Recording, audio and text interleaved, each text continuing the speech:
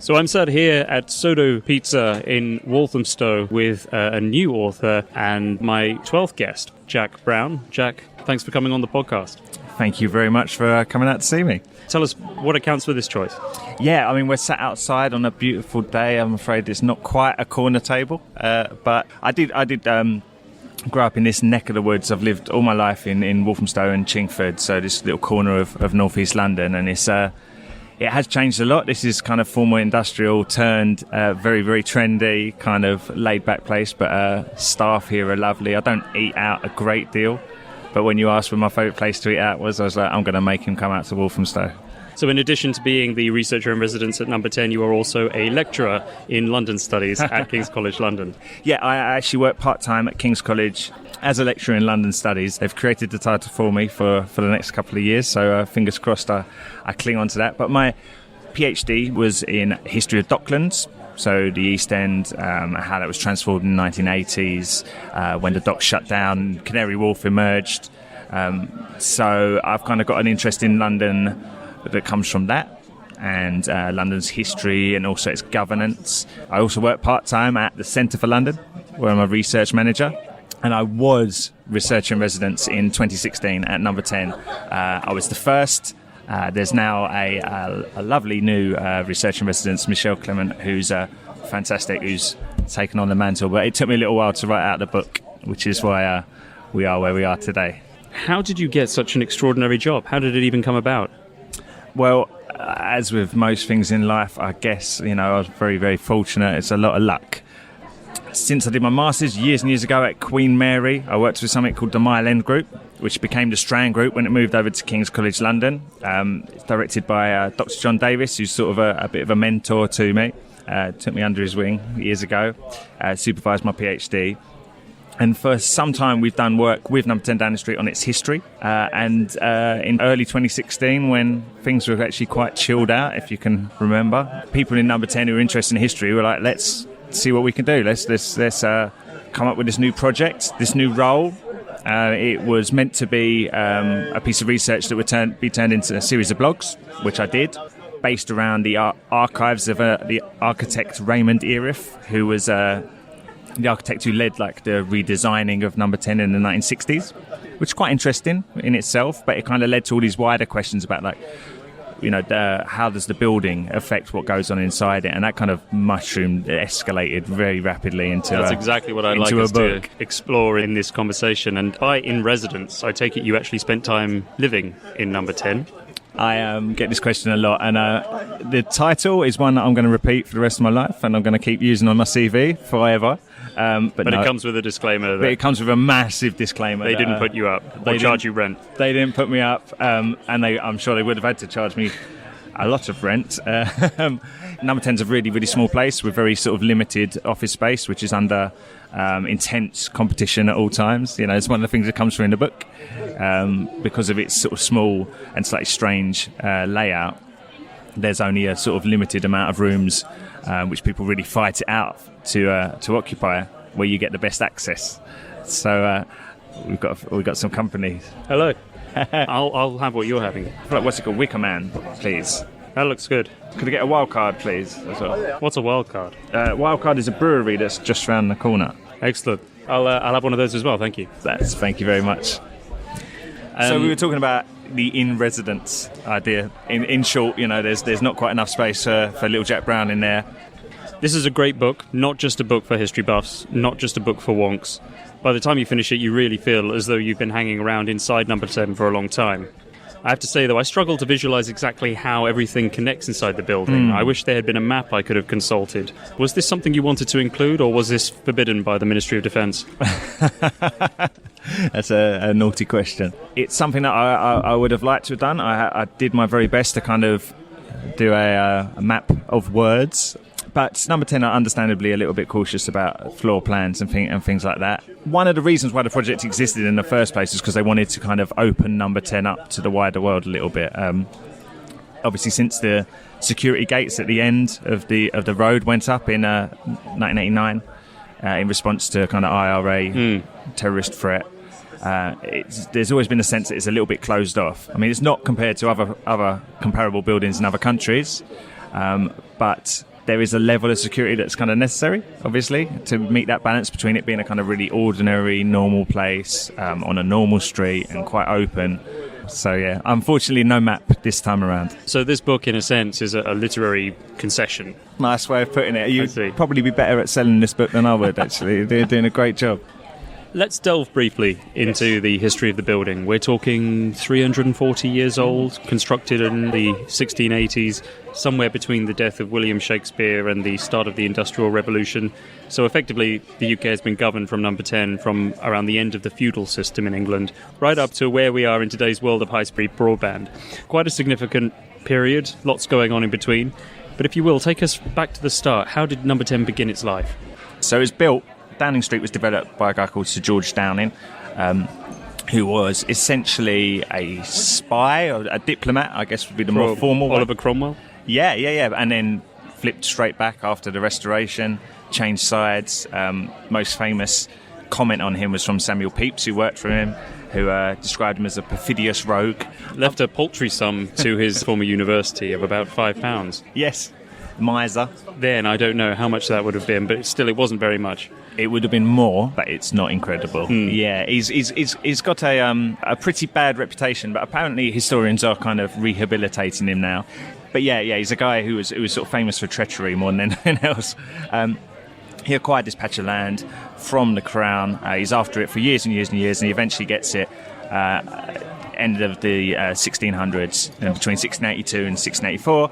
It develops a cul-de-sac of little terraced houses that are built pretty cheaply, pretty lightly, on pretty marshy ground. The Thames was a lot wider then, hadn't really been tamed. Yes, I thought about this when I was reading it and realised that, much like the White House, Downing Street 2 is built on a swamp. Yeah, well, hey, you've got to be careful with the analogies. That there's a temptation to do an awful lot, to read a lot into that particular point that you've just made there, actually. But yeah, they were both built on marshy ground, no doubt. And Downing Street was built with really shaky foundations. It was thrown up pretty cheaply. Downing died in 1684, so he doesn't really get to see the benefit of these houses. They're going to be rented out. They're built to turn a profit. And he doesn't get to see them. They revert back, the land reverts back to the Crown. And in 1732, the King presents them to the man who's widely thought to have been the first Prime Minister, Sir Robert Walpole, as a kind of a favour, because at that point there's no formal job title called Prime Minister. It's actually used as an insult, for a politician that's seen as getting ideas above their station. He thinks he's the Prime Minister. But Walpole obviously was a favourite, and the King gave him it as a gift. Walpole refused to accept it as a personal gift, and accepted it instead of in his official role. The title was First Lord of the Treasury, and that's what's still on the front door. And that today is kind of synonymous with the role of Prime Minister. It's a separate role, but it basically means Prime Minister these days. And that's the other thing that's really interesting about this book. It explains the concept of a Prime Minister. Yeah, well, it doesn't turn up in statute, until I think 1917, from memory. But yeah, it's not most of the British Constitution is not written down, or it's written down in many different places. Right. It's evolved over time. It's ever changing, much like the building. And so it's a good kind of hook to talking about how the Premiership came to be. I think the building also reflects that as well. That it's not the home for a presidential leader. It's a home for compared to the White House, it's pretty humble. It's pretty normal, right? Perhaps to aid that visual block I mentioned earlier, can you give us a concise audio tour of the building from memory, including all of the 4 Ps? Private office, which is the kind of civil service neutral bit. The political office, which is dealing with party and parliament. The press office, dealing with the media, obviously. And the policy unit, which turns up in the 70s, which is policy advice for the Prime Minister. So we go through the big black door, and what do we see? Straight away, very famous entrance hall, which you get a peek of quite often. Black and white checkered floor. At this point, you will possibly have got to knock on the front door, possibly not. There's a security guard on the inside with a CCTV camera, just watching it to see if somebody approaches, and open it sort of magically So if you're a foreign dignitary or if you're a minister who's in good favour, you walk up to the door and it'll magically open in front of you, make you look very, very powerful. That obviously occasionally is missed. Or the cat goes through there as well. That's right, Larry the cat. Yep, Can't forget him. He mystically opens the door with the powers of his mind as well. So you go in. Straight ahead of you is a corridor that leads to what was originally the house at the back, the much grander house. So number 10 is the little terraced house at the front, which is connected to 11 and 12, and it's the kind of famous bit that you see on the news. But down that corridor, you walk into a larger house that was connected to this original house at the front.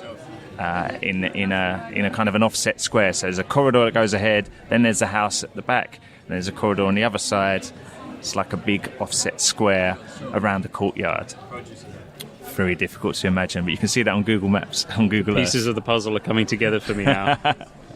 So if you go straight ahead down that corridor, this is where the kind of operational centre is of number 10, where the cabinet room is, with the private office at one side and the political office at another side. Historically, the Prime Minister would work at the cabinet table, and then at one end you had the private office giving the kind of politically neutral advice, management of your diary, making sure that everything's manageable, that you get all the information you need. And at the other end, from the 60s onwards, you've got the political office giving you political advice and kind of vying for your attention. Harold Wilson started off working the cabinet table, and he had those two competing interests at either end, and he over time he decided this is getting a little bit much for me, went upstairs and worked in the study, which is a little bit more secluded, so that's one floor up. Thank you. What have we got here, Jack? The Wicker Man. What's on this pizza? I can see pepperoni here. I can see some sort of mascarpone. Go ahead. The thing that I like about this that makes me interested in it is Scotch bonnet jam, which is a very strange kind of like incredibly hot pepper, but in a honey rather than jam. So it's a very sweet yet spicy sauce. Excellent. Sweet and spicy. I love that combination. All right, let's dig in. The sweet and savoury thing is something that we're famous for in Walthamstow. It's chili jam made by Eat 17, which is the postcode here, not just the boy band, which is also something we're famous for. I was watching Eat 17 at Glastonbury when I found out that Michael Jackson died. No way! Before everyone had a smartphone, word was getting round imperfectly, shall we say, so that you heard people turning to each other saying, "Did you know Michael Fish, the weatherman, Michael Fish has died?" No, Janet Jackson have you heard she died? By the end of the evening, everyone knew that it was in fact the King of Pop. So I suppose it's easy to forget that we're not just talking about a building here. Winston Churchill famously said, and it's a quote used in the book, "We make our buildings and then our buildings make us." You could almost call this office politics in the most literal sense, couldn't you? Because it's the physical realities of number 10 that so often produce the politics. How would you describe, given the access you've had, that symbiotic relationship between the building and the politics within? Yeah, well, it brings back to an earlier point about not being able to be fully in residence. The first point is that this was a small, cheaply built house, designed as a house, not as a place of work and not as a place of residence for anyone of particular note. But it was really, really not designed for its current purpose. And so its small size has a huge impact, because that's, to a large extent, why we've got a limit to the amount of people that surround the Prime Minister. President is kind of a famous image, slightly overplayed, but things like the West Wing, presidents walking around swamped by advisors. Will you sign this? Will you sign this? The British Prime Minister and the operation around him is a lot smaller. It's a lot more intimate, and that's a way that the building has a massive direct impact. Also, in terms of who has access, there's only a few people who will actually be physically located close to the Prime Minister, so that's a big thing as well. And who would they be ordinarily? Ordinarily, throughout the period that I looked at, it's about keeping the private office right next to the Prime Minister. So the private office serves as a kind of funnel, filtering all the information through the house, comes down the stories, floor by floor. It comes into his or her in tray, and the private office are key to sort of sorting that all out, filtering it, making it manageable for the Prime Minister. So it's all kind of built around wherever the Prime Minister is, except when it isn't, except when they're a bit of a wanderer, except when they have erratic working habits.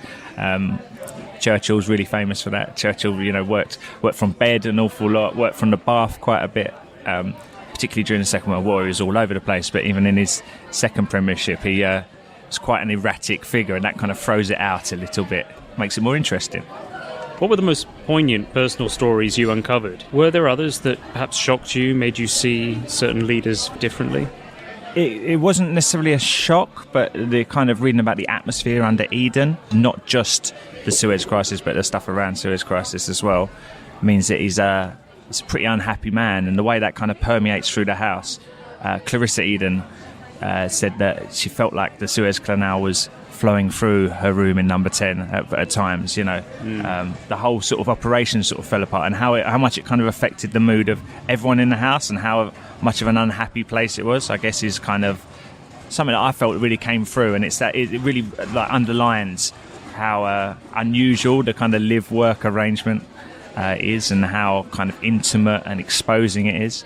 Also, just the turnover between prime ministers, and how often a new prime minister will come in and see tears on the cheeks of the people that are clapping them in, because it's such a brutal process. And they, regardless of the politics of it, if you work in number 10, you work in someone's home, and you get to know them, and you get to know their family, and it's just it really underlines the kind of the fact that these are people.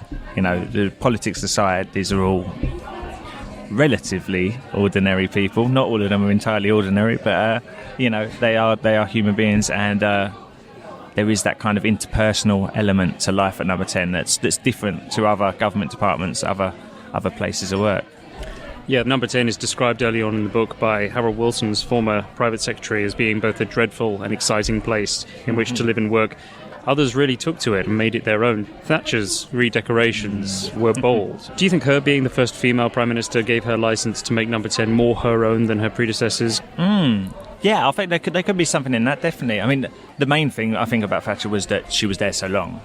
And so if you're there for a long time, you just increase your chances of being there when a sort of periodic renovation is needed. But Thatcher's the one that kind of threw... I had a theory that kind of came through some of the reading, some of the memoirs, that both Douglas Hume and Macmillan, kind of quite aristocratic backgrounds, quite comfortable in number 10 because they're used to having servants. They're used to living with people who work for them. And Harold Wilson and Mary Wilson, by contrast, were really quite uncomfortable with that, and the kind of the level of intrusion and the lack of privacy. And so Wilson, in his second term, he didn't live there. He lived around the corner and commuted in by car every day, because Mary Wilson didn't very much like the invasion of privacy. So I was thinking, I had this idea that kind of, if you're from a humble background, living at number 10 might be a bit weird, and that might put you at a disadvantage. But Thatcher kind of froze that. She's from a relatively humble background, but she, as she put it in her phrase, she was used to living above the shop. And so she absolutely loved it, and also took it very seriously, felt that it should really reflect the kind of seriousness and the grandness of the role itself. So rather than being, intimidated by it, she thought it was not intimidating enough. She put a lot into ensuring that the decoration, there's something that every Prime Minister gets to do, is influence the artwork, the kind of more temporary stuff that's displayed. So she had a lot of kind of British scientists, British military heroes. That's right, was it Nelson and Wellington on the walls? All those guys that she's very happy to show to the French when they come round. Just seen that guy over there, do you remember that? She's not subtle in her approach to projecting power, but she had that view of it. And then when there is a renovation needed in the staterooms, which are the kind of the rooms upstairs on the first floor that are once upon a time were the bedrooms, but are now used for entertaining. They're for parties and events and stuff. When they need renovating, she has a big influence on getting them really sort of blinged up. gets a lot of sort of gold detailing put in, gets them looking very almost regal. A lot of civil servants around at the time found it a bit distasteful, a bit worried that she's getting delusions of grandeur. Yeah, I think it was Sarah Hogg, head of policy unit under Major, described Downing Street as being sort of half round-haired parliamentarian and half royalist. I think perhaps that royalist touch was very much Thatcher's doing, wasn't it? That gilded edge that she gave everything. Yeah, and it did meet with such controversy at the time. Again, this is the kind of conflict between this incredible history and arguably and generally the most powerful role in the country. Not at sometimes the Prime Minister is first amongst equals, but if the cabinet turns against them, they can feel very powerless. It's a complicated relationship. And it was an antagonistic relationship between Thatcher and her cabinet, particularly towards the end. Exactly. And to some extent, the humbleness of the place reflects that and reminds you that, you're not a president, you're not the Queen.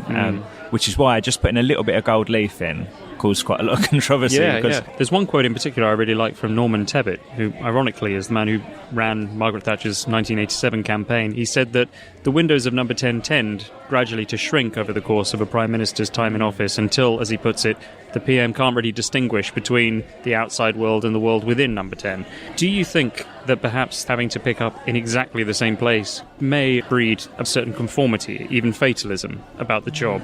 Tony Blair describes coming into power at your most popular, and therefore you're kind of most able to do things, but you're least experienced. You don't know how to. You have all that backing from the public, but you don't have the ability to pull all the levers. And over time, inevitably, your popularity wanes as you learn exactly what you want to do and how to do it. And that's just one of the sad kind of ironies of that any Prime Minister that stays for a certain period of time, that's going to happen to. They get tired of you. It doesn't matter who you are. It doesn't matter what you think of a particular politician. If they're Prime Minister for a certain amount of time, they're going to start... People are going to want change, So it's a kind of sad irony of the job, and why so many, I think, leave feeling quite unhappy with what they've done. And you are asking people to conform because you're putting them in a house, and you're saying you've got to live here, and you've got to work with the people that are here, and half of them are civil servants, and you don't know them, and you've got to get used to that. It's the most practical way of doing it. Well, it wouldn't be your first time at No. 10, Jack. Maybe there is space yet for little Jack Brown. On the point about access to power, we're in rather unprecedented territory. Dominic Cummings is Boris Johnson's key advisor. He's written in his blog about the need for an overturn in Whitehall to bring the civil service down several pegs. And of course, he's managed in a day to secure full access to Johnson, where many civil servants spend their entire careers vying for the Prime Minister's attention. So I'm going to ask that most crucial and most difficult question. How do we understand what the book tells us based on the current disruption we're seeing? Sure. I mean, in terms of, I guess, a historical precedent, when Wilson went into No. 10, I guess that was probably one of the more suspicious teams entering No. 10 in terms of how they viewed and how particularly Marcia Williams, his personal political secretary, viewed the civil service. She particularly thought that they would try and kind of capture the Prime Minister. They wanted to be a radical, socialist government, and that the establishment would kind of capture him and talk him out of things and making sure he didn't see people. I don't think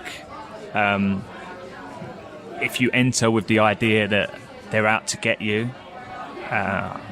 so far in history, I don't think anyone's left with that idea, because the civil service is, politically neutral. It is an incredible thing. It's a real ideal. It's not a plot. The civil service are an apolitical and a very, I think it's a very sort of admirable cause that they have to just kind of serve whoever's in charge. And that's the thing, going back to the turnaround between Prime Ministers.